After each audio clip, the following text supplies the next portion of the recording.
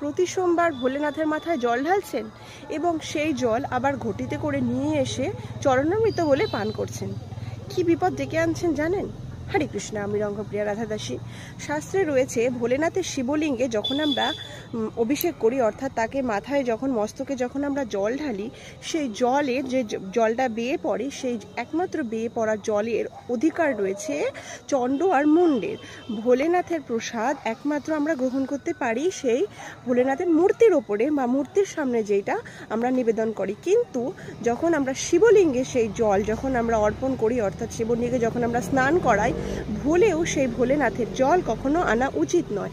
কারণ ভোলেনাথের ওই বেয়ে পড়া জল একমাত্র অধিকার থাকে চণ্ডমুণ্ডের, আর সেই জলের অধিকারে যখন কেউ ভাগ বসায় তখন তার উপরে চণ্ডমুণ্ডের দৃষ্টি পড়ে এবং সেটি দৃষ্টিটা তামসিক সম্পন্ন এবং সেটি কখনোই আমাদের জীবনে ভালো প্রভাব আনতে পারে না।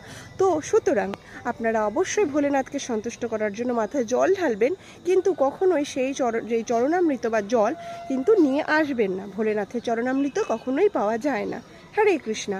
আমার এই ভিডিওটি বা আমার এই পোস্টগুলি আপনাদের যদি ভালো লেগে থাকে অবশ্যই একটু সাবস্ক্রাইব, একটু কমেন্ট, একটু লাইক, শেয়ার করবেন। হরে কৃষ্ণা।